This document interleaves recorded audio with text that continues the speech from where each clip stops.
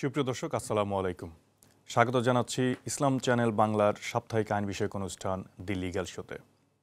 দর্শক, এই অনুষ্ঠানটি স্কাই 784-এর পাশাপাশি আপনার ইসলাম চ্যানেল বাংলার যে ফেসবুক পেজটি রয়েছে এবং ইসলাম চ্যানেল বাংলার যে ওয়েবসাইটটি রয়েছে সেখানে সরাসরি দেখতে পারেন।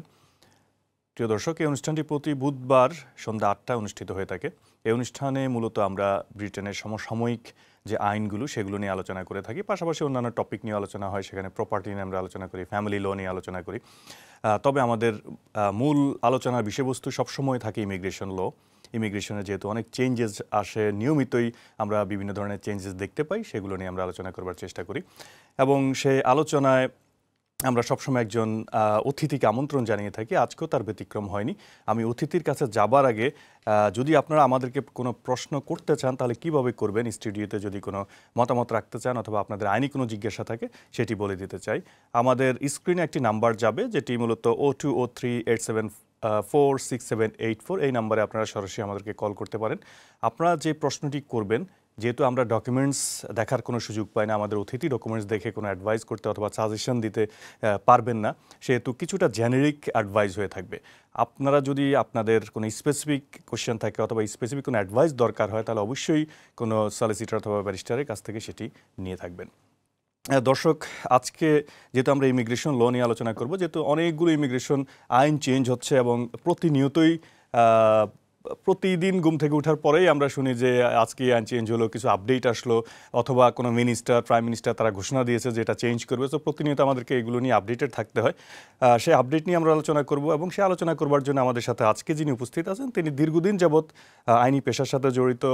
স্পেশালি তিনি ইমিগ্রেশন ল প্র্যাকটিস করে থাকেন এবং immigration law skilled worker route নিয়ে অনেক কাজ করেছেন এবং এখনও করছেন। তিনি এখানে আমি বলবো যে একজন স্পেশালিস্টও।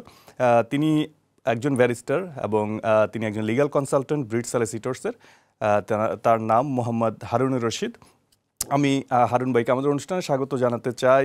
হারুন ভাই, কেমন আছেন? আলহামদুলিল্লাহ, আমি ভালো আছি।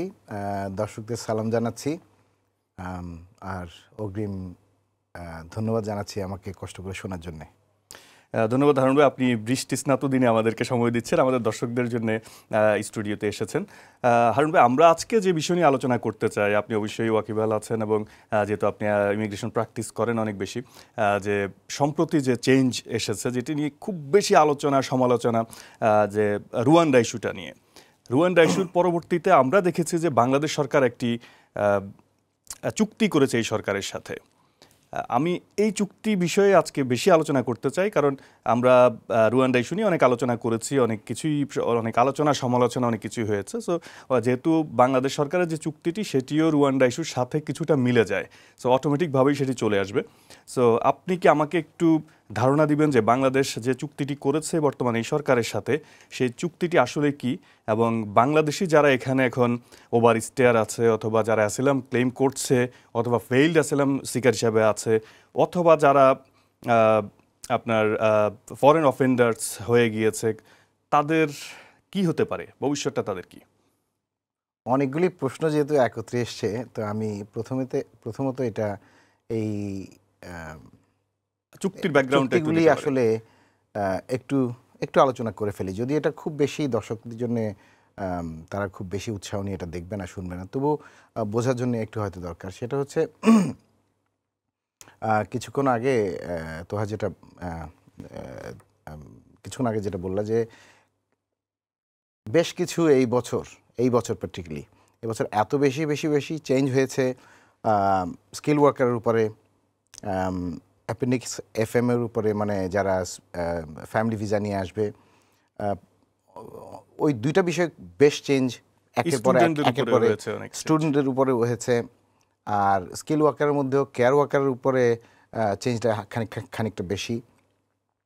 তারপরে এখন এসছে রুয়ান্ডা ইস্যুটা। তো রুয়ান্ডা তো আসলে শুরু হয়েছিল অনেক আগ থেকে, বিশেষ করে গত বছর সুপ্রিম কোর্ট এই গভর্নমেন্টের এই প্রপোজিশনটাকে নাকচ করে দেয় এই জন্য যে রুয়ান্ডা, এই জন্য না যে রুয়ান্ডা এটা করা যাবে না, বাট করা যাবে না এই জন্য যে রুয়ান্ডা সেফ কান্ট্রি না।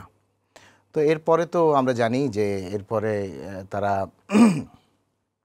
5 ডিসেম্বর রুয়ান্ডার সাথে চুক্তি করে এবং 6 ডিসেম্বরই তারা বিলটা পেশ করে এবং যেটা এবছর গত মাসে 25 তারিখে সেটা পাশ হয়ে যায়।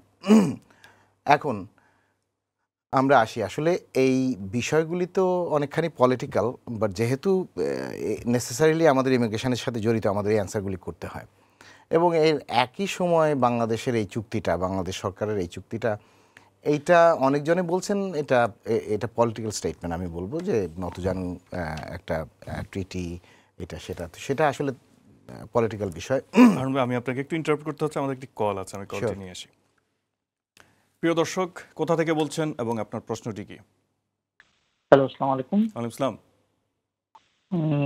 লিভারপুল থেকে বলছি। জি বলুন, আপনি কি জানতে চাচ্ছেন? আমি উইল সম্বন্ধে মারতে পারবো না। উইল সম্পর্কে? জি জি, উইল সম্পর্কে জানতে চাচ্ছেন? জি। আজকে আসলে আমরা উইল নিয়ে, যদিও আজকে আমরা ইমিগ্রেশনের প্রিপারেশন নেয়া এবং আমাদের সম্মানিত অতিথিও ইমিগ্রেশন রিলেটেড নিয়ে এসেছেন, তো আপনার প্রশ্নটা আমরা শুনতে পারি। যদি আমাদের আয়ত্তে থাকে তাহলে আমরা বলবো, না হলে আমরা পরবর্তী অনুষ্ঠানে আপনার উত্তরটা দেবার চেষ্টা করব। আপনি আপনার প্রশ্নটা করুন। ঠিক আছে, এটা ঠিক আছে। জি, আমার একটা বাড়ি আছে। জি জি, আমার একটা বাড়ি আছে লিভারপুলে। জি। তো আমার 2 বাচ্চা আর আমার ওয়াইফ মারা গেছেন এবং তারা দুজনের বয়স 20-18 উপরে। এখন আমি চাইতাম তারা দেশে ওই লোকটা একটা বাড়ি। সরি, আপনি একটু জোরে বলেন প্লিজ। আচ্ছা বলছি, আমার একটা বাড়ি আছে লিভারপুলে। জি। আমার ওয়াইফ মারা গেছেন 2 বছর আগে। আপনার ভাইয়ের ওয়াইফ মারা গিয়েছে? না, আমার ওয়াইফ। আপনার ওয়াইফ, জি, আচ্ছা, ওকে। জি, এখন আমার 2টা বাচ্চা আছে, তার বয়স 2-18 উপরে। এখন আমি চাইতেছি তারা লাগি ওগুলো করবার লাগি। এখন আমার কোয়েশ্চন হইলো, এখন আমি যদি ফিউচারে কোনো ম্যারেজ করি আর যদি কোনো প্রবলেম হয়, আমার উইলে কোনো এফেক্ট হইব না, বা উইলটা ফ্যামিলি সাইড করতে পারি, ওটা চাকরি লিগেল করেছে। আমার নয়া যদি ওয়াইফ হইতে কোনো প্রবলেম করতে পারবো না আমার মারা যাওয়া বাদে বা জীবিত অবস্থায়। জি, জি হারুন ভাই, আপনি কি?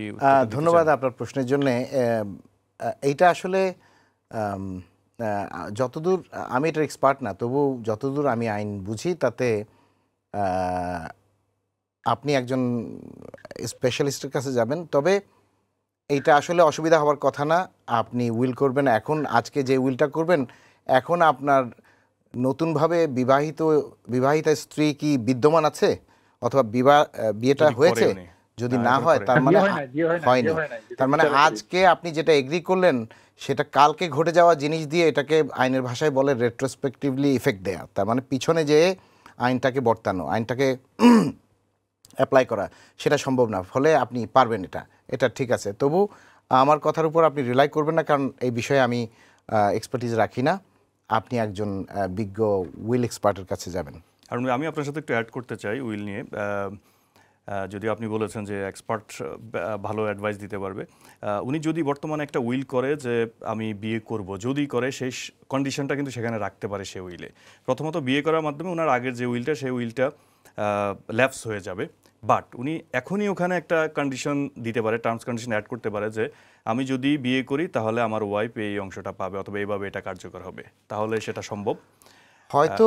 হয়তো ঠিক আছে, বাট এটা হয়তো আমি মনে করি তোহা একভাবে দেখছে, সেখানে সে বুঝতে পারছে আরও প্রোটেক্ট করার জন্য সেটা। বাট বোধহয় এটা নেসেসারি না, যেহেতু কালকের বিষয়টা তো আমি কন্টেমপ্লেশনের মধ্যে এনে বলবো না, করব না। আর করলেও কোনো সমস্যা তো আসার কথা না, কারণ উইল হচ্ছে এটা যে আমি আমার ইচ্ছা অনুযায়ী এইটা আমি একে দেব। আর সম্পত্তি বন্টনটা হচ্ছে এটা থেকে আলাদা, যেটা সাধারণ নিয়মে আপনি যদি ইসলামিক রুলস ফলো করেন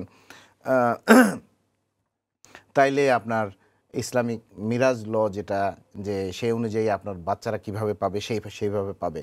কিন্তু এক্স্যাক্টলি তার থেকে যদি আপনি ব্যতিক্রম একেবারে উল্টাটাও করেন উইলে, কোনো সমস্যা নেই। উইলটা হচ্ছে একান্তই আপনার নিজের ইচ্ছা। নিজের ইচ্ছাটা আপনি যেভাবে, যার সম্পত্তি সে মারা যাওয়ার পরে সে কি ইচ্ছা করেছে, এটা হচ্ছে বিষয়। আমি সকল সম্পত্তি নিয়েও করতে পারে, আবার পার্ট অফ দ্য প্রপার্টি নিয়েও করতে পারে, সব পুরাটাই করতে হবে, বিষয়টা এরকম। হ্যাঁ। জি, আশা করি দর্শক আমাদের উত্তরটি হয়তো যথাযথ অথবা পরিপূর্ণ যদি না মনে করে থাকেন, বেটার হলো আপনি একজন এক্সপার্টের সাথে কথা বলেন। উইল এক্সপার্ট যারা আছে তারা আপনাকে এই বিষয়ে প্রপার অ্যাডভাইস করতে পারবে, সেটা আপনার জন্য বেটার হবে। ধন্যবাদ দর্শক। জিহান ভাই, আমরা যেখানে ছিলাম যে যে আইনটি হলো, আইনের ব্যাকগ্রাউন্ডে আমরা ছিলাম, যে সেফটি অফ রুয়ান্ডা অ্যাক্ট কেন হলো এবং সেটির প্রেক্ষাপটটি আসলে কি, এবং বাংলাদেশের চুক্তিটি কেন হলো। আমরা বাংলাদেশ চুক্তিটা নিয়ে মনে হয় আলোচনা করাটা একটু বেটার হবে, তাহলে পাশাপাশি রুয়ান্ডাটা চলে আসবে। বাংলাদেশের চুক্তি এবং রুয়ান্ডা চুক্তি দুইটা খুব কাছাকাছি সময়ে হওয়ার কারণে এইটার সাথে কোনো কানেকশন আছে কিনা আমার মনে হয় না। এটা জাস্ট এটা, হ্যাঁ, একটা কারণে এরকম হইতে পারে যে এখন ইউকে গভর্নমেন্ট খুব তাড়াহুড়া করছে যে ইলিগাল ইমিগ্রেন্টদেরকে অ্যাটলিস্ট মানে যারা অবৈধভাবে এদেশে প্রবেশ করেছে তাদেরকে ইয়ে করার জন্য। তো এবং আমরা প্রায় শুনতাম যে ওই যে ট্রাভেল ডকুমেন্ট বানাতে গেলে বাংলাদেশ হাই কমিশন থেকে নানা রকমের, কারণ এখানে তো অনেক প্রসিজার আছে সেগুলি ফলো করতে হয়, সে কারণে অনেক সময় সেগুলি সম্ভব হতো না। তো এই জন্য তারা শুধু বাংলাদেশকে হয়তো নতজানু নীতির কারণে হোক, যে কোনো কারণে হোক, হয়তো ইজিলি পেয়ে গেছে, বাট তাদের এই ইচ্ছাটা সকল দেশের সাথে তারা করবে আমার বিশ্বাস আর কি।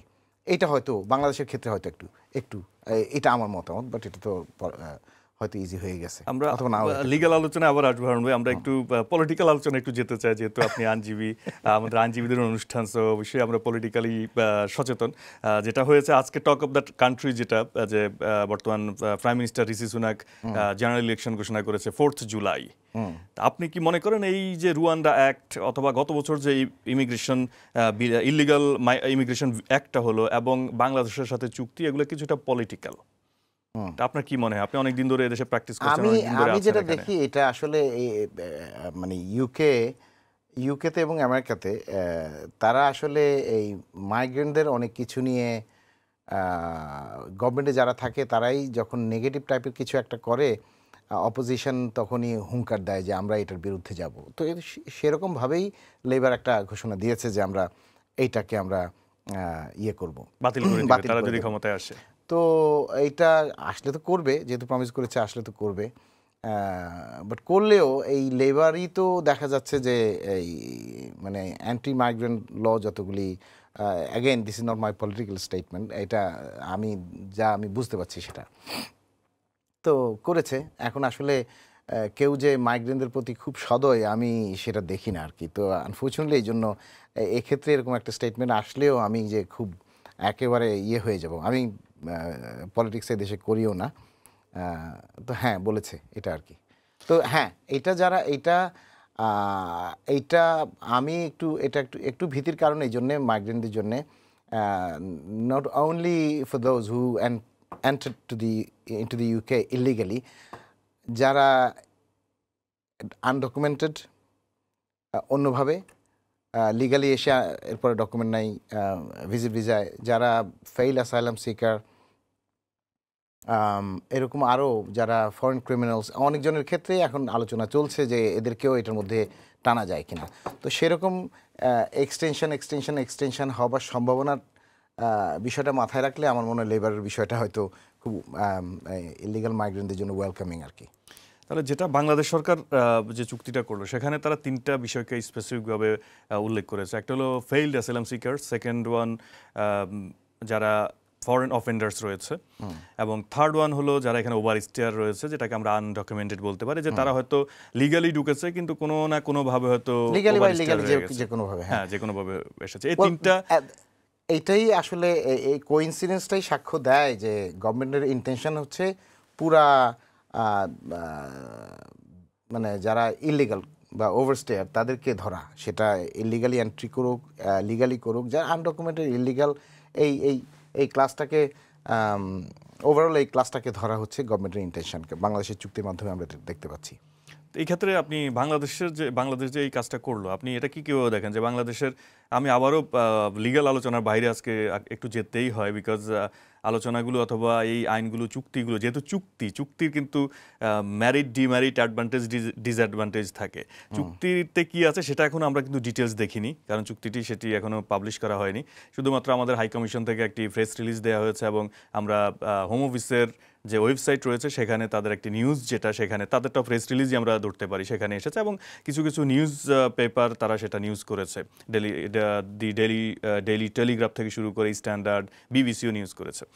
তো সেখানে দেখা যাচ্ছে যে তারা বলেছে 11,000 বাংলাদেশি মাইগ্রেন্ট যারা এখানে এসেছে গত 12 মাসে তারা অ্যাসাইলাম ক্লেম করেছে এবং তাদেরকে নিয়েও এই চুক্তির মানে তারাও এই চুক্তির অংশ হয়ে যাবে। এখন সেখানে আরেকটা জিনিস আমরা দেখেছি যে ডিটেলস তারা ওখানে বলে নাই যে 11,000 কি ক্লেম করেছে নাকি 11,000 এসেছে, এটা নিয়েও একটু এক একটা নিউজ পেপার কিন্তু এক এক ধরনের নিউজ করেছে। আর বাংলাদেশের হাই কমিশনার তিনি বলেছেন যে এখান থেকে যখন রিমুভ করা হয় কাউকে, যদি কোনো ওভারস্টেয়ার অথবা আনডকুমেন্টেড কাউকে ডিটেইন করা হয় তখন ব্রিটিশ সরকার একটা ওয়ান ওয়ে ট্রাভেল ডকুমেন্ট তাদের কাছে চায়। এটা প্রত্যেকটা দেশেরই এরকম সিস্টেম যে কান্ট্রিতে পাঠাবে তার তো একটা ট্রাভেল ডকুমেন্ট লাগবে। উনি ওনার স্টেটমেন্টে বলেছে যে আগে অনেক বেশি পাঠাতো, রিসেন্টলি অনেক কম, এখন কমলো কেন? তার মানে কি বাংলাদেশিরা খুব কম আছে এখানে ওভারস্টেয়ার হিসাবে, নাকি তারা ডকুমেন্টস দিচ্ছে না, নাকি কেউ ব্রিটিশ সরকার তাদেরকে ডিটেইন করতে পারছে না? আপনার কি মনে হয়?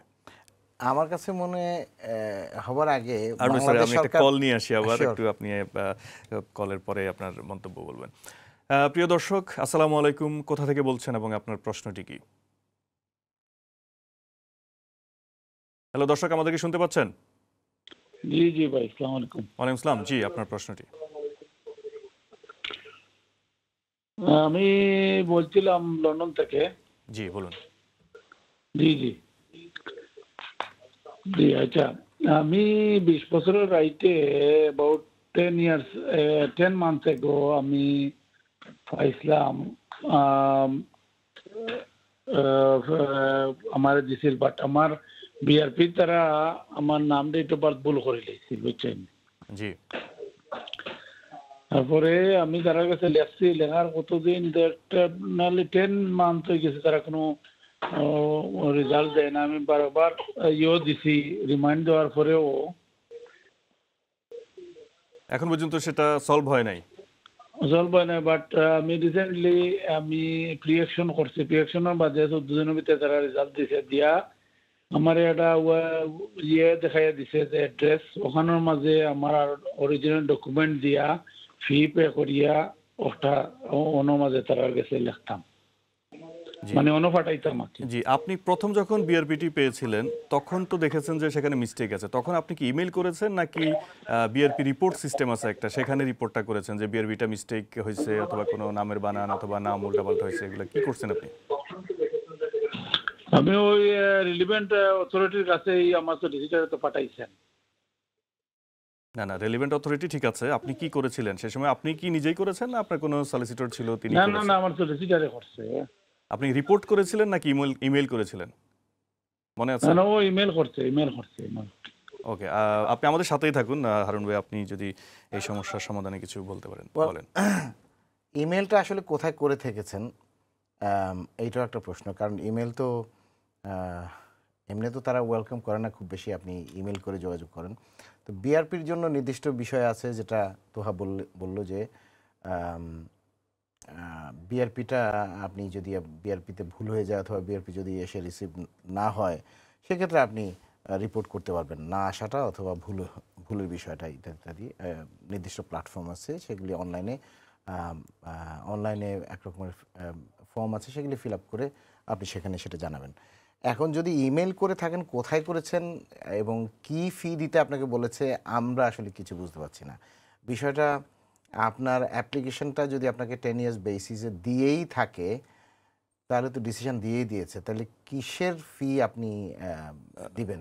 এখন যদি বিআরপি লস্টের আপনি একটা বিআরপির জন্য যদি অ্যাপ্লাই করেন, হ্যাঁ আপনি হয়তো একটা ফি দিতে হইতে পারে। কথা হচ্ছে বিআরপি তো লস্ট হয়নি, বিআরপি তো তারা ভুল করেছে। তার মানে ইমেলে বা কি বলেছে আমরা আসলে ঠিক ভালো করে বুঝতে পারছি না। আমি একটু অ্যাড করতে চাচ্ছি আপনার সাথে। প্রথমত যে ডিসিশনটা দেয় সেখানে কিন্তু লেখা থাকে যে আমাদের 10 ওয়ার্কিং ডেজের ভিতরে যদি আমরা বিআরপিটা রিসিভ না করি, 7 to 10 ডেজের ভিতরে, তাহলে সেটা আমরা তাদেরকে জানাইতে পারি। এবং বিআরপি যদি কোনো কারণে ভুলভাবে আসে, নামের বানান ভুল হতে পারে। আমি রিসেন্টলি দেখেছি আমার 2জন ক্লায়েন্টের ক্ষেত্রে পটুয়াখালীর জায়গায় তারা লিখেছে বাটুয়াখালী, পি এর জায়গায় বি লিখেছে। আজকে একটা দেখেছি যে কমপ্লিটলি অন্য মানুষের ছবি দিয়ে তার বিআরপি জি, পাঠিয়ে এটাও দিয়েছে। এটা আমিও ফেস করেছি এটা, এবং এটা নিয়ে অনেক সমস্যায় পড়েছে। আমাদের ক্লায়েন্ট জব থেকে তাকে করে দিয়েছে, স্যাক করে দিয়েছে। তো এই ধরনের সমস্যাগুলোতে হোম অফিস যেটা অ্যাডভাইস করে যে 10 ওয়ার্কিং ডেজের ভিতরে এটা রিপোর্ট করতে হয়। সেটা অনলাইন রিপোর্ট, যেটা আপনি যেটা বলছিলেন যে অনলাইনে কোনো ইমেইলের আসলে কোনো সেখানে সিস্টেম নাই, এটা রিপোর্ট করতে হয় অনলাইনে একটা ফর্ম ফিল আপ করে। 10 ওয়ার্কিং ডেজের ভিতরে যদি আপনি করেন তাহলে সেটা হলো তারা ফ্রি অফ কস্টেই এটা আবার রেকটিফাই করে দিবে, আবার নতুন করে একটা বিআরপি দিবে। কিন্তু যদি কেউ 10 ওয়ার্কিং ডেজের পরে করে তাহলে তাকে অবশ্যই রিপ্লেসমেন্টের জন্য অ্যাপ্লিকেশন করতে হবে, সেখানে 154 পাউন্ডস ফি দিতে হবে। সেই ফি দিয়েই তাকে অ্যাপ্লিকেশনটা সাবমিট করতে হয়। সম্ভবত উনি এখন ওই ক্যাটাগরিতে চলে এসেছেন, যেহেতু উনি 10 মাস ধরে অপেক্ষা করেছেন। এখন কথা হচ্ছে এরকম অনেক সময় হয়, অনেক সময় কিন্তু এরকম বহুদিন দেরি করে। সেক্ষেত্রে যদিও প্রভিশন সেটা, কিন্তু দেখা যায় অনেকজনের ক্ষেত্রেই তারা প্রিঅ্যাকশন প্রোটোকল দিলে তারা তখন পাঠিয়ে দেয়। এখন আপনি তো প্রিঅ্যাকশন দিয়েছেন, কিন্তু আপনাকে প্রিঅ্যাকশনে কি বলেছে, কি ফি দিতে? আমি এই না, ওই যে ফি দিয়ে অ্যাপ্লিকেশনটা করতে বলেছে, যে রিপ্লেসমেন্টটা বলেছে। আচ্ছা, রিপ্লেসমেন্ট তার মানে হচ্ছে আপনাকে, হ্যাঁ, আপনি রিপ্লেসমেন্টের জন্য অ্যাপ্লাই করবেন। তো সেই রিপ্লেসমেন্টের অ্যাপ্লিকেশন আপনার সলিসিটরের কাছে গিয়ে বললেই হবে, আপনি ওই অ্যাপ্লিকেশনটা করলেই হবে। যে সেই অ্যাপ্লিকেশন করতে হবে, তাকে আবার ফিঙ্গারপ্রিন্টও দেওয়া লাগতে পারে। তবে সাধারণত অ্যাপয়েন্টমেন্ট এগুলি নিতে যদি হবে। তাদের ফেইলিয়ারের কারণে হয়, তারা এটা বলে না আপনাকে রিপ্লেসমেন্ট অ্যাপ্লিকেশন করতে। সামহাও তারা এটা ধরছে যে এটা আপনাদের ভুল, এতদিন পর্যন্ত না করা, অথবা কোনোভাবে রাইট ডিপার্টমেন্টে আপনারা ক্লিক করেননি, সেই জন্য যে কোনো কারণে হতে পারে, অথবা তারা ভুলেই এটা আপনাদেরকে আপনার উপর চাপাচ্ছে। তো এনে নিয়ে যাবেন। এখন এটা যেহেতু বলেছে তারা, এটাই প্রিভেল করবে, আপনি একটা অ্যাপ্লিকেশন করে ফেলেন, এবং এটার ফিস খুব বেশি না।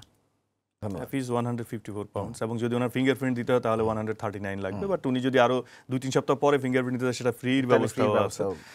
দেন তার জন্য নতুন বিআরপি আসবে, এবং সেখানে অবশ্যই ঠিকঠাক মতো আসতে পারে।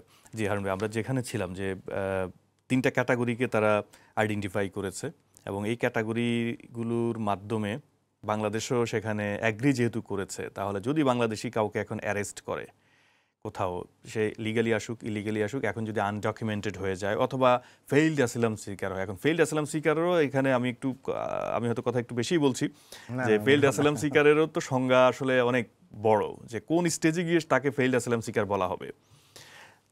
যাই হোক না কেন, কাউকে যদি অ্যারেস্ট করে এবং তাকে পাঠায় দিতে চায়, রিমুভ করতে চায়, আমাদের বাংলাদেশ হাই কমিশনের সাপোর্ট সেখানে লাগবে। বাংলাদেশ হাই কমিশন কি সাপোর্ট না দেওয়ার কোনো সুযোগ আছে কিনা, না দিয়ে কোনো ইগনোর করার সুযোগ আছে কিনা? এখানে ট্রিটিটা তারা যদি প্রকাশ করে, তাহলে এটা দেখা যাবে আসলে কোন তারা যে কোঅপারেট করবে, এটা কি অটোমেটিকলি তারা খালি চাইলেই একটা ট্রাভেল ডকুমেন্ট পেয়ে যাবে আর স্ট্রেইট ওয়ে পাঠিয়ে দিতে পারবে, অনেকখানি সেরকম কিছুই মনে হচ্ছে। তো যাই হোক, এটা খুব একেবারে পরিষ্কার করে বলা যাচ্ছে না যে আসলে কিভাবে এই কোঅপারেশনটা করবে বাংলাদেশ সরকার। কথা হচ্ছে এরকম অবস্থায় আমাদের একজনকে কি করবে, তার আগে আমরা একটু দেখে নিই আসলে কি হইতে পারে। এখন খুব রিসেন্টলি দেখা গেছে যে একজন অ্যাসাইলাম ইন্টারভিউ দিতে গিয়েছে, সেখানে তাকে রিফিউজ করে সেখান থেকে তাকে ডিটেন করেছে। এটা অতি সম্প্রতি ঘটনা।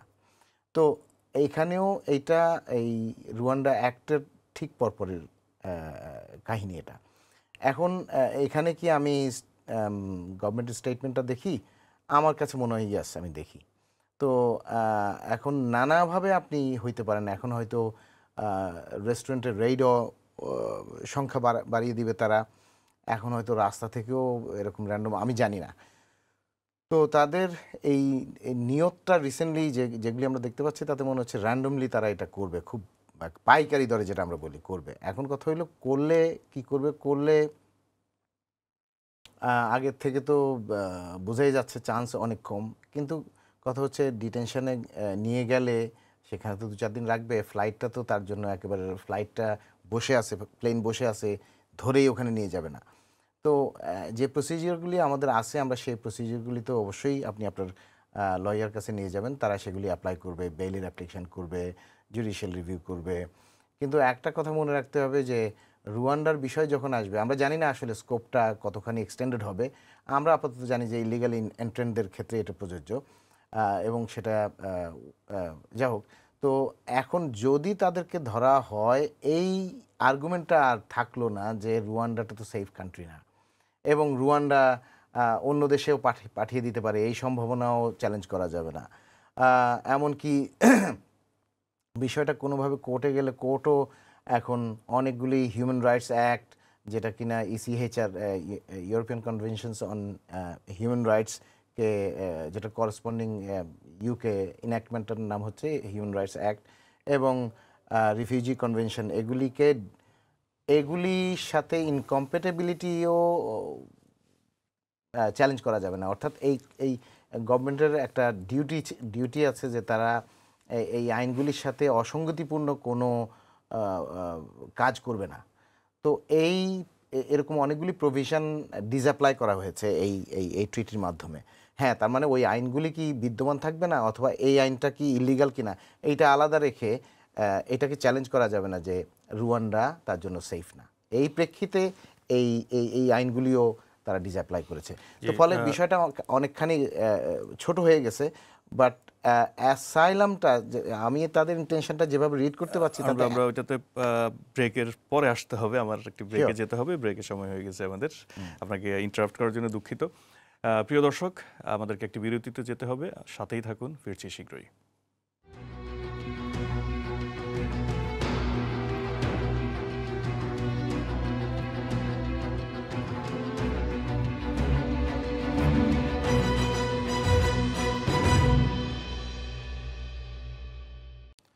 সুপ্রিয় দর্শক, বিরতির পর আবারও স্বাগত জানাচ্ছি ইসলাম চ্যানেল বাংলার সাপ্তাহিক আইন বিষয়ক অনুষ্ঠান দি লিগাল শোতে। দর্শক, এই অনুষ্ঠানটি আপনার স্কাই 784 এর পাশাপাশি ইসলাম চ্যানেলের যে ফেসবুক পেজটি রয়েছে সেখানে দেখে থাকতে পারেন, এবং ইসলাম চ্যানেল বাংলার যে ওয়েবসাইটটি রয়েছে সেখানে সরাসরি দেখতে পারেন। দর্শক, আপনারা যদি এই অনুষ্ঠানে কোনো প্রশ্ন রাখতে চান, স্ক্রিনে যে নাম্বারটি দেওয়া আছে সেখানে সরাসরি কল করতে পারেন। আমরা চেষ্টা করব আপনাদের প্রশ্নের উত্তর দেওয়ার জন্যে। আপনাদের প্রশ্নের উত্তর অবশ্যই কিছুটা জেনারিক হবে, যেহেতু আমরা ডকুমেন্টস দেখে কোনো উত্তর দেওয়ার সুযোগ পাই না। সুতরাং আপনারা যদি কোনো স্পেসিফিক অ্যাডভাইস নিতে চান, অবশ্যই ডেজিগনেটেড কোনো সলিসিটর ব্যারিস্টার থেকে সেটা নিয়ে থাকবেন। দর্শক, এই অনুষ্ঠানে আমরা সমসাময়িক আইনগুলো নিয়ে আলোচনা করে থাকি, এবং আমাদের একজন অতিথি প্রতি সপ্তাহে আমাদের সাথে থাকেন। আজকেও তার ব্যতিক্রম নয়। আজকে যিনি আছেন তিনি ব্যারিস্টার মোহাম্মদ হারুনুর রশিদ। তিনি একজন লিগ্যাল কনসালট্যান্ট, ব্রিট সলিসিটরসে কাজ করছেন। আমরা আলোচনা করছিলাম যে রুয়ান্ডার যে অ্যাক্টটি হয়েছে, সেফটি অফ রুয়ান্ডা অ্যাক্ট নামে, যেটি খুবই আলোচিত সমালোচিত। পাশাপাশি ওটার শেষ না হতে, জের না কাটতে কাটতেই বাংলাদেশ সরকার এই সরকারের সাথে একটি চুক্তি করেছে গত 16ই মে, যে চুক্তির মাধ্যমে মূলত বাংলাদেশি যারা রয়েছে তারা অনেকেই অনেক শঙ্কার মধ্যে আছে, অনেকেই প্রশ্ন করে থাকে আইনজীবীদের কাছে, অনেকভাবেই প্রশ্ন আসে যে সবাইকেই কি পাঠিয়ে দিবে কিনা, যারা আনডকুমেন্টেড আছে, যারা এখানে এসে লিগালি এসেছে কিন্তু এখন অ্যাসাইলাম সিক করেছে, তাদের কি হবে, কিভাবে পাঠালে কতদিন লাগবে, অথবা আসলেই পাঠাবে কিনা, এই ধরনের অনেক প্রশ্ন এখন আমাদের কমিউনিটিতে ঘুরপাক খাচ্ছে আইনজীবী এবং অ্যাপ্লিকেন্টদের মাঝে, অথবা যারা এখানে বিভিন্ন ভিসা এখানে রয়েছেন অথবা আনডকুমেন্টেড হয়ে গিয়েছেন। সেগুলো নিয়ে আমরা আলোচনা করছিলাম। আমরা আলোচনা করছি যে বাংলাদেশ সরকার যে চুক্তিটি করেছে, সেই চুক্তির ফলে যদি কাউকে ডিটেইন করে, এবং সেই চুক্তির এফেক্টটা কী রকম হতে পারে, একজন ডিটেইনিকে কি সরকার চাইলেই সাথে সাথে পাঠিয়ে দিতে পারে কিনা, সেখানে বাংলাদেশ সরকারের পক্ষ থেকে বাংলাদেশের যে হাই কমিশন রয়েছে তাদের কোনো সাপোর্ট থাকে কিনা, অথবা তারা এখানে কি অবদান রাখে, অথবা তাদের কোনো ট্রাভেল ডকুমেন্ট দিতে হয় কিনা, সেগুলো নিয়ে কথা বলছিলাম। যদি তারা ট্রাভেল ডকুমেন্ট দিতে অস্বীকার করে অথবা না দেয়, তাহলে কি তাকে রিমুভ করা যাবে কিনা। পাশাপাশি আরেকটি বিষয় এখন সামনে এসেছে, গত সপ্তাহ থেকে বিভিন্ন মিডিয়া এসেছে যে রুয়ান্ডার যে অ্যাক্টটি করা হয়েছে সেটিতে যারা এখানে অ্যাসাইলাম সিকার আছে, নিজ কান্ট্রিতে হয়তো যেতে পারবে না, তার হয়তো সমস্যা আছে, তারা এটাকে এক্সটেন্ড করতে চাচ্ছে যে রুয়ান্ডায় পাঠিয়ে দিবে। এটা যদি হয়ে থাকে তাহলে সেখানে আইন কিভাবে কাজ করবে, অথবা তাদেরকে পাঠানোটা ঠেকানো যাবে কিনা, সেগুলো নিয়ে আমরা কথা বলছিলাম। কারণ আমরা যেখানে ছিলাম যে কেউ একজন ডিটেইনড হলে আপনি যদি একদম প্র্যাকটিক্যাল অ্যাপ্রোচ নিয়ে কথাটা বলেন, কারণ আমাদের দর্শক যারা আছে তারা আসলে আমাদের তাত্ত্বিক আলোচনা থেকে প্র্যাকটিক্যাল বিষয়গুলো বেশি জানতে চায় এবং তাদের সেগুলো বেশি কাজে লাগে। একজনকে ধরেন রেস্টুরেন্ট থেকে রেট দিল এবং সেখান থেকে ধরে নিয়ে গেল, এই ব্যক্তিটি প্রথমে কোথায় কন্ট্যাক্ট করা উচিত, কার সাথে করা উচিত, এবং কি কি ব্যবস্থা রাখা উচিত, যিনি জানেন যে আমি আনডকুমেন্টেড, আমাকে যে কোনো সময় ধরতে পারে যে কোনো জায়গা থেকে। কারণ আমরা রিসেন্টলি দেখেছি যে তারা ফেসিয়াল রেকগনিশনের মাধ্যমে, ক্যামেরার মাধ্যমে লোকজনকে কিন্তু ধরছে, ইমিগ্রেশন ক্র্যাকডাউনের অংশ হিসাবে সেটাও কাজ করছে এখন। সো এই অবস্থায় ওই লোকটি কার সাথে আসলে কন্ট্যাক্ট করবে, আর আগের থেকে তার কোনো প্রি প্ল্যান্ড অথবা প্রি প্রিপারেশনের কোনো ব্যাপার আছে কিনা? আসলে এক্সকিউজ মি, আমার একটু যাদেরকে ধরে আসলে রেইড মানে তো হচ্ছে আসলে কোনো কিছু না বলে কয়ে আসে। তো ওই অবস্থায় আসলে এমনি ভ্যাবাচাকা খেয়ে যায়, এমপ্লয়ারও হয় এবং এমপ্লয়ি হয়। তো ওখান থেকে বেরিয়ে এখন ডিটেনশনে যদি তাকে নিয়ে যায়, তো কিছুক্ষণ পরে তো তাকে একটা ফোন দেয়া হয়, সে তার আত্মীয় স্বজনের সাথে যোগাযোগ করলে পরে আত্মীয় স্বজন যেভাবে একজন লয়ারের সাথে যোগাযোগ করে, লয়ার তখন সেখান থেকে তাকে রিপ্রেজেন্ট করে। এই প্রসিজিয়ার তো একই থাকবে, কোনো ব্যাসকম হবে না। কথা হচ্ছে এখন গিভেন দি রোয়ান্ডা ট্রিটি, এইটা ডিফার করবে কোন জায়গায়?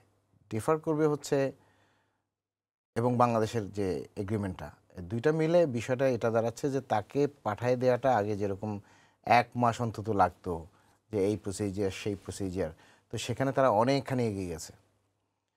এখন এটা হয়তো সপ্তাহের ব্যাপার, 1 মাসের জায়গায় এটা হয়তো সপ্তাহের ব্যাপার।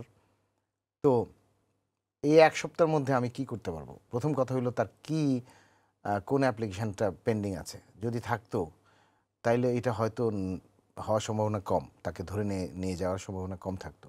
মানে সম্ভাবনা একেবারে যে নাই তা না, তাকে ধরে নিয়ে গিয়ে তার যদি অ্যাপ্লিকেশনের কোনো মেরিট না থাকে, তাহলে ওখানে যে রিফিউজ করে সাথে সাথে তাকে ওটা সার্টিফাই করে দিতে পারে। তো এটা এখতিয়ার তাদের আছে। এখন কথা হলো আমরা তাহলে কি করতে পারি যদি কোনো কিছু যদি পেন্ডিং না থাকে? তো এখন যদি তার এমন কোনো অ্যাপ্লিকেশনের কোনো কিছুর জন্য যদি সে তার কোয়ালিফাইং বিষয়গুলি থাকে, তাইলে তার সলিসিটার হয়তো তার পক্ষ থেকে সেই অ্যাপ্লিকেশনটা করে দিবে। এক্ষেত্রে একটু বলি, কিছু জিনিস আছে। একজনের স্টোরি বলি, যার সেই দেশে 20 বছর, অন্তত আমি স্যাটিসফাইড।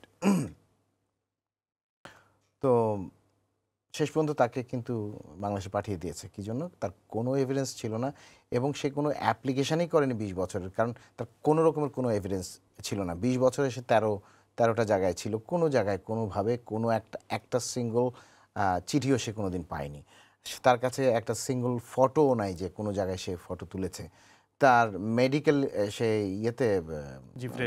জিপিতে সে গিয়েছে হইলো 2017-তে। তো এই বছর তাকে পাঠিয়ে দিয়েছে। তো এখন কথা হলো সেই জন্য সেটা সে অ্যাপ্লাইও করেনি, আর সে অ্যাসাইলামের জন্য অ্যাসাইলাম ক্লেম করেছে, এবং অ্যাসাইলামের তার কোনো গ্রাউন্ডস টেকেনি। তো সেটাও আপিল রাইট এক্সস্টেড হয়ে গেছে।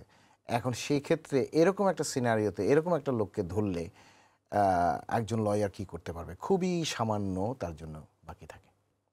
একটা বেইল অ্যাপ্লিকেশন কি on the basis of what?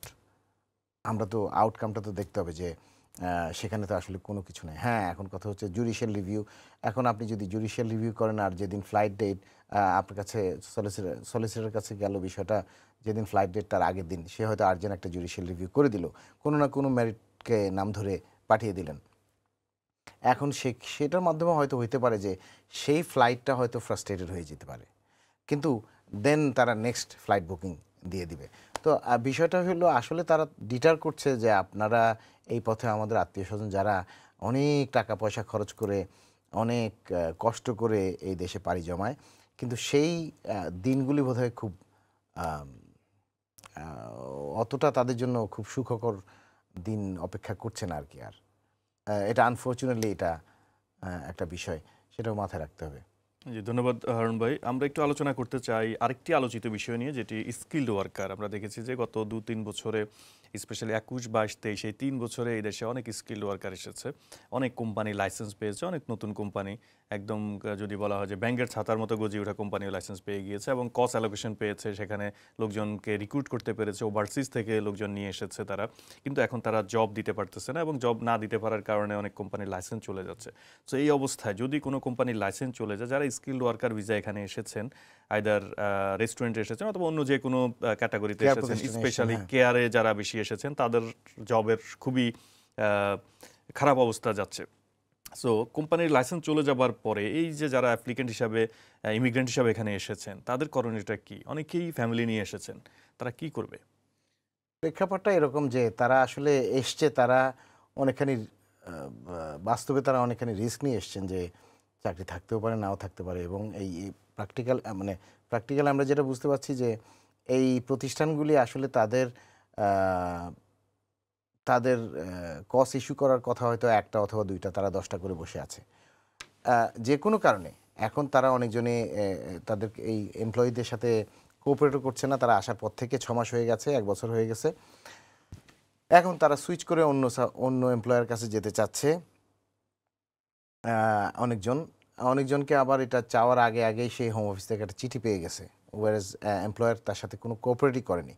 এখন এগুলির ভবিষ্যৎ আসলে কিভাবে কী হবে আমরা অনেকখানি জানি না, আমরা আনসার্টেন এর ব্যাপারে।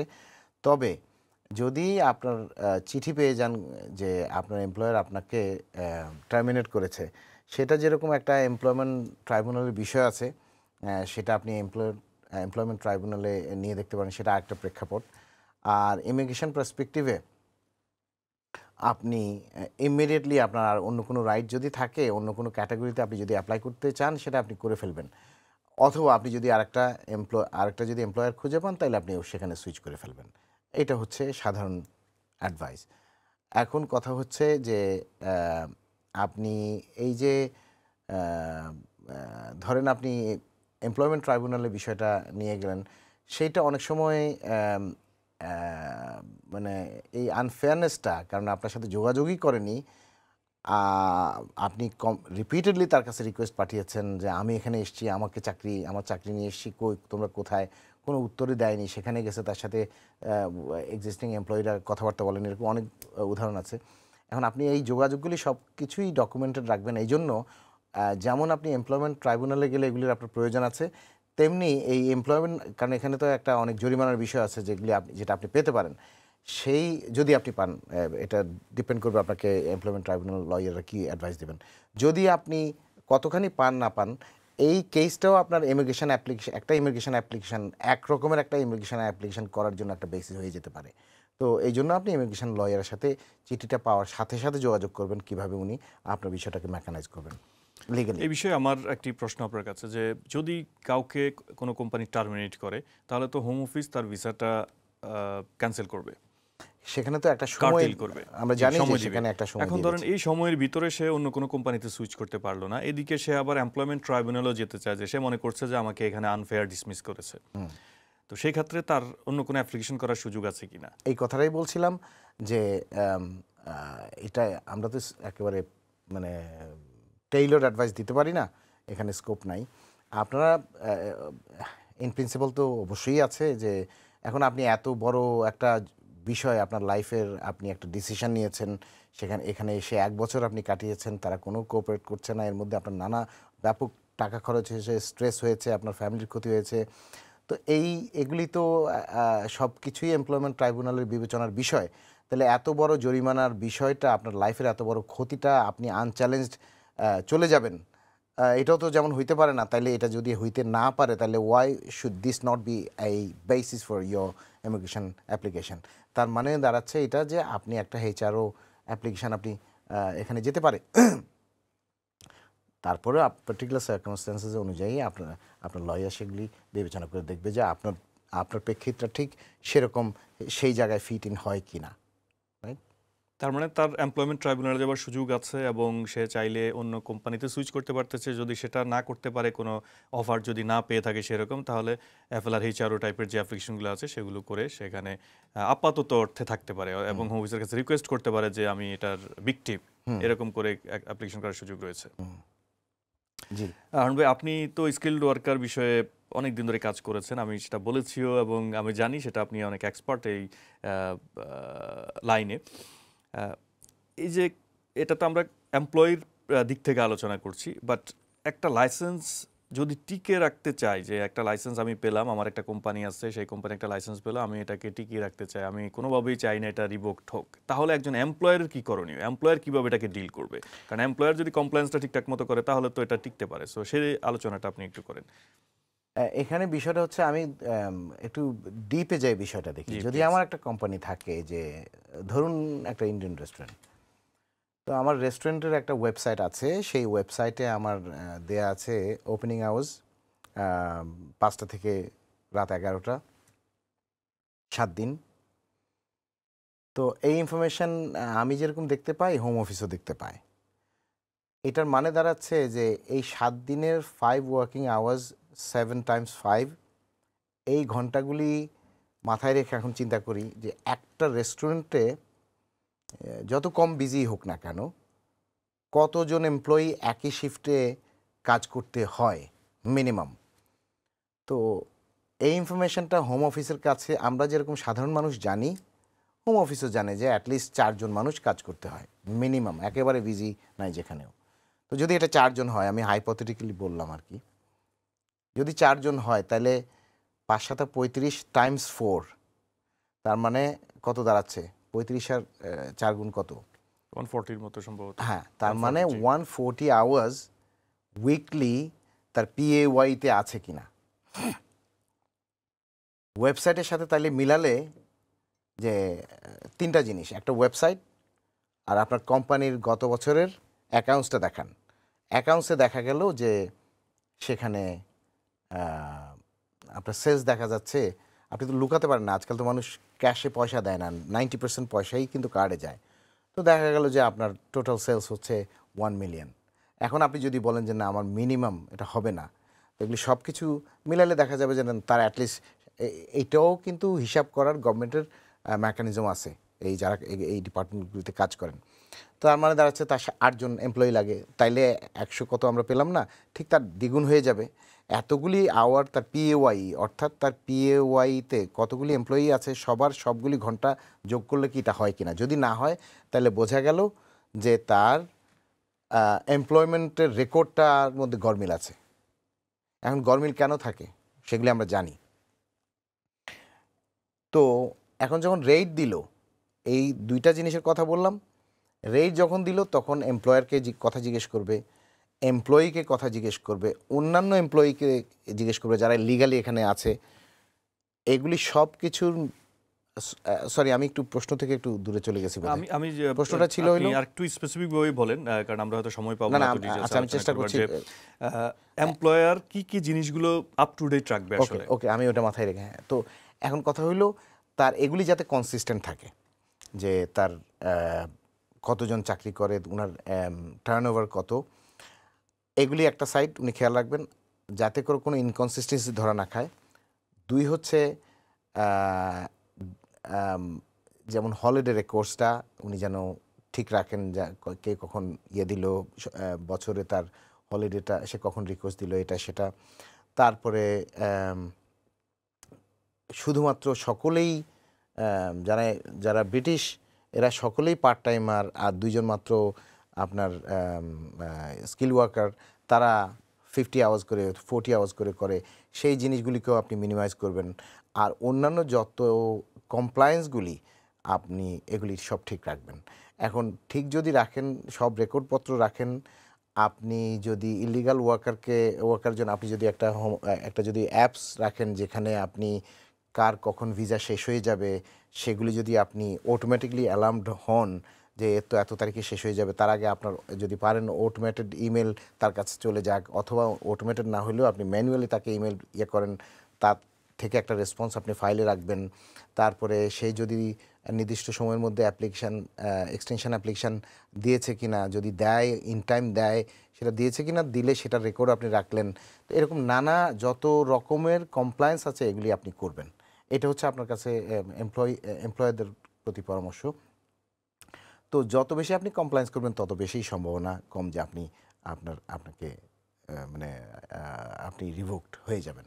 আর আরেকটা কথা হচ্ছে, আপনি যেহেতু যদি আপনার প্রতি বছর এরকম দেখা যায় আপনার লোকেরা চলে যায়, আপনার 2 জন মানুষ অ্যাভারেজ এমপ্লয় করতে হয়, তাহলে 2 জন মানুষকে এমপ্লয় করার জন্য সাফিসিয়েন্টলি আপনার লাস্ট টার্নওভার আছে কিনা। যদি না থাকে তাহলে তারা সেই আঙ্গিকে দেখতে পারে যে না আপনার টোটাল প্রফিট দেখা যাচ্ছে মাত্র 10,000, তাহলে আপনি একে এই 38,000 কোথা থেকে দেবেন। তো সেই দিকটাও আপনাকে খেয়াল রাখতে হবে, যাতে করে আপনি নেক্সট যখন আপনার লোকের দরকার হবে, আপনি তো লোকাল বাজার থেকে না পেলে আপনি তখন ইন্টারন্যাশনাল বাজার থেকে নেবেন, তখন সেই জন্য আপনার প্রফিটটাও যেন থাকলে পরে আপনি পাবেন আর কি, এটা।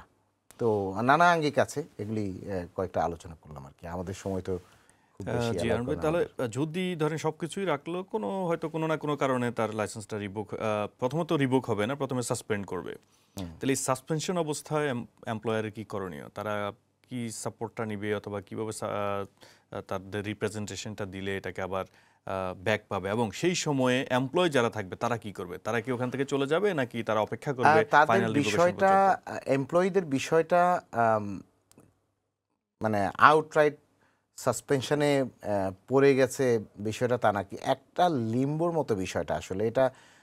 এটা নিয়ে এত একেবারে বিষয়গুলি ওভাবে নাই। তবে খুব একটা অসুবিধা হবে না যতদিন সাসপেন্ডেড থাকে, তার মানে হলো সাসপেনশন মানে হচ্ছে মানে স্লিপিং মোডে আছে এক রকমের। তো এখন তাদের ওই বিষয়গুলি তাদেরকে রেসপন্ড করতে বলা হয় যখন তাদেরকে একটা মানে র্যান্ডম ভিজিট করে, অথবা তাদেরকে একেবারে অ্যাপয়েন্টেড ভিজিট করে, যে কোনোভাবে যখন আসে অনেকগুলি প্রশ্ন করে এমপ্লয়ারকে এবং এমপ্লয়িকেও ইয়ে করে, তখন একটা প্রশ্নের অনেক লম্বা একটা প্রশ্ন ধরায় দেয় যে এগুলিতে আমরা এগুলি পেয়েছি, এগুলি রেসপন্স করো। তো তখন আপনারা অবশ্যই, কারণ আপনি যতই মনে করেন যে আপনি এগুলি বুঝেন, আপনি অবশ্যই, এটা অনেক কমপ্লিকেটেড বিষয়, আপনি একজন এক্সপার্টের কাছে চলে যাবেন যিনি এই বিষয়গুলিতে আপনাকে সহায়তা করতে পারেন। সেখানে একজন আইনজীবীর পাশাপাশি কোনো অ্যাকাউন্টেন্টের ভূমিকা আছে কিনা? অ্যাকাউন্টেন্টের ভূমিকাটা আইনজীবী প্রথমে ইয়ে করবেন, অবশ্যই অ্যাকাউন্টেন্টের ভূমিকা আছে, কারণ অ্যাকাউন্টেন্টও ভুল করতে পারেন ওইটা সেটা। তো সেই বিষয়ে কোনো কিছু থাকলে সেটা আইনজীবীর কাছেই যাক, আইনজীবীর কাছে গেলে আইনজীবী সেটা তুলবেন। আর আরেকটা বিষয় হলো, আপনারা অনেকজনেই জানেন যে ইলিগাল এমপ্লয়মেন্ট ঠেকানোর জন্য গভর্নমেন্টের এই ডিপার্টমেন্টটা যতখানি ব্যবস্থা নিয়েছে, তার মধ্যে একটা ব্যবস্থা একেবারে খুব বড় একটা ব্যবস্থা, সেটা হচ্ছে আগে ছিল ম্যাক্সিমাম পেনাল্টি ছিল 20,000 একজনের ইলিগাল এমপ্লয়ি যদি ধরা খেত, এখন সেটা চলে গেছে 45,000। তো এই জায়গায় তারা আরও খানিকটা শক্ত হয়েছে। আপনারা এই জায়গাটা খুব মাথায় রাখবেন, এবং এটা কনসিকুয়েন্সটা অনেক অনেক অনেক বড়। ধরে নেন যে আপনার যদি আপনাদের কোনো জায়গায় একজন মেহমান, এমনও হইতে পারে যে আপনার মেহমান ওখানে যেয়ে বসে আছে, তাকেও ধরে ফেলেছে, এবং সে যেহেতু বেচারা ইলিগাল, এখন সে ডিটেনশনে চলে যেতে পারে, এবং তারা সাসপেক্ট যদি করে, এরকম ঘটনা ঘটেছে। তো ফলে আপনারা খুব কেয়ারফুল থাকবেন আর কি, যারা আপনার এমপ্লয়ার। আমি যে প্রশ্নটা আপনাকে করবো বলে ভাবছিলাম, আপনি কিছুটা অ্যান্সার দিয়ে দিয়েছেন, যে ইলিগাল এমপ্লয়ি থাকলে সেখানে বড় ধরনের ফাইনের শিকার হচ্ছে এখন। যখন কারো ব্যবসা প্রতিষ্ঠানে ইলিগাল এমপ্লয়ি পাবে, সে কিভাবে এটাকে চ্যালেঞ্জ করবে, অথবা কোর্টকে কিভাবে ফেস করবে? এটা তো কিভাবে কি প্রশ্ন, কাকে কি অ্যান্সার, কে ওখানে 5 জনকে জিজ্ঞেস করেছেন নানা কথা, এক একজনকে, যে ডিটেইনি তাকে তো হয়তো আধা ঘন্টা, হয়তো 1 ঘন্টা জিজ্ঞেস করেছে, হয়তো তাকে পেয়েছে এমন একটা অবস্থায় চিলার রুমের সামনে, হয়তো তাকে পাওয়া গেছে স্টেয়ার কেসের মাঝখানে, যে সে উপর থেকে নামতেছে, সে আবার উপরে দৌড় দিয়েছে। তো এখন কোন অবস্থায় সে কতখানি নার্ভাস ছিল, কি উত্তর দিয়েছে, উপরে গিয়ে তার কি জামা কাপড় পাওয়া গেছে, কি বিলঙ্গিংস পাওয়া গেছে, কি কাগজ পাওয়া গেছে। আবার এই কথাটা যখন এমপ্লয়ারকে জিজ্ঞেস করেছে, এমপ্লয়ার আরেকটা কথা বলেছে কিনা, আরেকটা সতীর্থ কলিগকে জিজ্ঞেস করেছে, সে কি বলেছে। এগুলো অনেক কিছুর উপর নির্ভর করে যে আসলে, কারণ তারা যেহেতু এতজনের ইনফরমেশন নিয়েছে, যদি সত্যি সত্যি একজন লোক এখানকার এমপ্লয়ি হয়, তাহলে এটা খুবই আনলাইকলি যে তাদের কনক্লুশন হবে না এখানকার এমপ্লয়ি না, যতই সে একেবারে চ্যালেঞ্জিং মুডে কথা বলে থাকুক না কেন। এখন কথা হচ্ছে, এগুলি যখন অনেক কিছুই থাকে, যে কিছু মানুষ আছে তার মানসিকভাবেও কিন্তু সে সুস্থ না, সত্যি সত্যি সুস্থ না, কিন্তু সে মানুষটা আসলে কি বলে, কি মিন করে, এরকমও মানে আসলে সে একটু পাগল টাইপের। এখন এই লোকটার ক্ষেত্রে কি হবে, এরকম নানা বিষয় আছে। আপনি আসলে লয়ার কাছে যাবেন, যে তাদের পরামর্শ নেবেন। একজন মানুষ যদি তার বিকারগ্রস্ততার কারণে যদি সে উল্টাপাল্টা উত্তর দেয়, আপনি কি মনে করেন একজন আইনজীবী হিসেবে যে এটা তাকে তার প্রেজুডিসে কাজ করা উচিত? নিশ্চয়ই না। তো ফলে সেই এভিডেন্সটা তো তার দিতে হবে যে সে বিকারগ্রস্ত। এখন এমপ্লয়ি যদি ধরেন এমপ্লয়িকে তো অ্যারেস্ট করলো, যিনি ইলিগাল এমপ্লয়ি ছিলেন ওখানে, তাকে অ্যারেস্ট করলো, তার ইন্টারভিউ নিল। যদি এমপ্লয়ি এবং এমপ্লয়ারের কথার মধ্যে বৈপরীত্য পাওয়া যায়, সেটা কি এমপ্লয়ারের চ্যালেঞ্জ করার সুযোগ আছে কিনা? এমপ্লয়ারের বৈপরীত্য পাওয়া গেলে আমরা যেটা জানি যে ক্রেডিবিলিটি বিষয়টা আমার কাছে যদি আসে কিংবা তোহার কাছে যদি যায়, তাহলে তোহা কিভাবে বিষয়টা দেখবে? যে তোহা তো দেখবে যে একজন কেস ওয়ার্কার হিসেবে ওকে তাদের দুইজনের মধ্যে কথার বৈপরীত্য পাওয়া যাচ্ছে এবং এগুলি কি আসলে ইন্ডিকেট করে, এর পজিশনটা কি, ওর পজিশনটা কি। এবং অনেকগুলি ইস্যুতে কিছু বৈপরীত্য পাওয়া গেলে অনেকগুলি কমন এলিমেন্ট পাওয়া যায়, যেটার দ্বারা কনক্লুশন নিতে সুবিধা হয় যে এই আসলে এখানে কাজ করছে। যেমন ধরে নেওয়া যাক যে আপনি এখানে এমপ্লয়িকে জিজ্ঞেস করেছে আপনি এখানে কতদিন হয়েছে এসছেন। এমপ্লয়ি বলছে আমি আসছি গতকালকে। আরেকজন ব্রিটিশ নাগরিক ওখানে কাজ করে, তাকে অনেকগুলি প্রশ্ন জিজ্ঞেস করা হয়েছে, তাকে খুব ক্রেডিবল মনে হয়েছে, তাকে 10 মিনিট কথাবার্তা জিজ্ঞেস করা হয়েছে, তাকে একেবারে ক্রেডিবল মনে হয়েছে, সে বলল যে 10 মাস হয়েছে আসছে। এমপ্লয়ার বলেছে এখানে সে উপরে থাকে 10 মাস যাবত। তাহলে 10 মাসের বিষয়টা দুইজন থেকে পাওয়া গেছে, আর এই অন্য ব্রিটিশ নাগরিক এমপ্লয়িটা বলল হ্যাঁ সে এখানে কাজ করে, এমপ্লয়ার বলল কাজ করে না, ওই যে অভিযুক্ত এমপ্লয়ি সেও বলে কাজ করেনি। এখন কোনটা নেবে তাইলে? আমি কেস ওয়ার্কার হিসেবে কোনটা নেব? জি, অবশ্যই চিন্তার বিষয় আসলে। অবশ্যই তাহলে যেটা আমরা কনক্লুড করতে পারি, যে কনক্লুশনে সেটা বলা যায় কি যে অবশ্য কনক্লুশনে যাবার আমার ছোট্ট একটি প্রশ্ন আছে, আমরা সময়ের শেষের দিকে, যে জরিমানাটা হয় সেটা রিডিউস করবার কোনো ব্যবস্থা আছে কিনা? ইয়েস অর নো বলবেন? হ্যাঁ, ইয়েস আছে। তিনটা এটাকে বলা হয় যে আপনি চ্যালেঞ্জ করবেন মিসক্যালকুলেশনের বেসে। প্রথমে আপনি অবজেকশন দিবেন। প্রথমে তারা ইনফরমেশন সিক করে, ইনফরমেশন রিকোয়েস্ট নামে। এইটার আপনি উত্তর দেওয়ার পরে আপনাকে পেনাল্টি ডিসিশন দিবে, অথবা আপনাকে কোনো আপনি নিরপরাধ সেই মর্মে দিবে। আর যদি পেনাল্টি ডিসিশন দেয় তো সেখানে তারা স্টেটমেন্ট অফ কেস দিবে, দেওয়ার পরে সেটার সাথে যদি আপনি একমত না হন সেটা অবজেকশন দিলেন। অবজেকশনের পরে যদি তারা স্টিল তাদের ডিসিশন সাস্টেইন করায়, অথবা হয়তো 45 করেছে, হয়তো 40-এ আনলো, আপনি স্টিল এটা চ্যালেঞ্জ করার জন্য আপিল আছে। কথা হচ্ছে তিনটা গ্রাউন্ডে আপনি এটা শুধুমাত্র বলতে পারেন যে এটা মিসক্যালকুলেটেড হয়েছে অন দ্য বেসিস দ্যাট তিনটা মিটিগেশন ফ্যাক্টরস আছে, এটার কোনোটা অথবা সবকটা তারা অ্যাপ্লাই করেনি। একটা হচ্ছে সে কোঅপারেট করেছে কিনা, যে যখন ওই রেড দিয়েছে সেখানে দরজা টরজা খুলেছে কিনা, কথা বলেছে কিনা এবং ইনফরমেশন রিকোয়েস্টের উত্তর দিয়েছে কিনা। একটা হচ্ছে তার ওখানে ইলিগাল মাইগ্রেন্ট ঠেকানোর ব্যবস্থা আছে কিনা। একটা হলো রিপোর্ট করেছে কিনা ইলিগাল মাইগ্রেন্ট। আমাকে শেষ করতে হচ্ছে, আমি দুঃখিত, আপনাকে আবার ইন্টারাপ্ট করতে হলো। আমাদেরকে সময় দেওয়ার জন্য অনেক অনেক ধন্যবাদ। দর্শক, আজকের মতো আমাদেরকে এখানেই শেষ করতে হবে। আগামী অনুষ্ঠান দেখার আমন্ত্রণ জানিয়ে আল্লাহ হাফেজ।